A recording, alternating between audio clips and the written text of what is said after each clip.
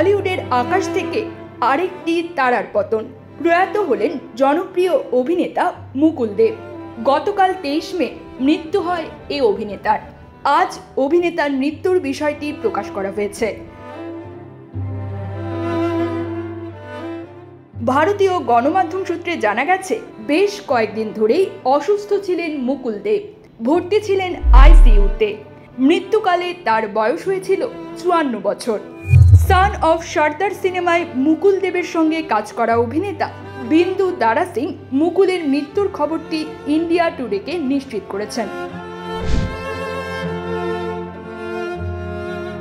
তিনি শোক প্রকাশ করে বলেন, মুকুলকে আর বড় পর্দায় অভিনয় করতে দেখা যাবে না।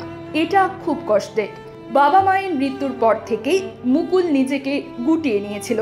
সে বাড়ি থেকে বের হতো না বা কারোর সঙ্গে দেখা করতো না।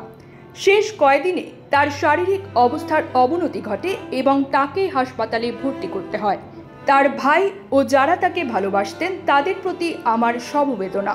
মুকুল এক অসাধারণ মানুষ ছিলেন। আমরা সবাই তাকে ভীষণ মিস করব। মুকুলের বন্ধু এবং অভিনেত্রী দীপশিখা নাগপালও তার সঙ্গে একটি ছবি ইনস্টাগ্রামে পোস্ট করে শ্রদ্ধা জানান। ইন্ডিয়া টুডেকে তিনি বলেন, মুকুল কখনোই নিজের অসুস্থতা নিয়ে কারোর সঙ্গে কিছু বলতো না।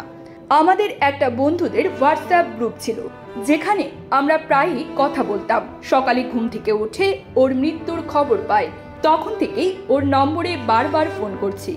ভাবছি যদি ধরেই ফেলে।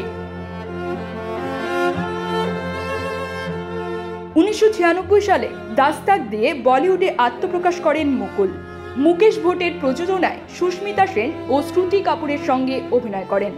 ক্যারিয়ারে ইয়ামলা, পাগলা দিওয়ানা, আর রাজকুমার, সান অফ সর্দার, ডন সহ অনেক হিট সিনেমায় কাজ করেছেন। অভিনয় করেছেন তেলেগু, কন্নড় ও পাঞ্জাবি সিনেমাতেও। তিনি ভারতের জনপ্রিয় অভিনেতা রাহুল দেবের ভাই। News desk, TGD world.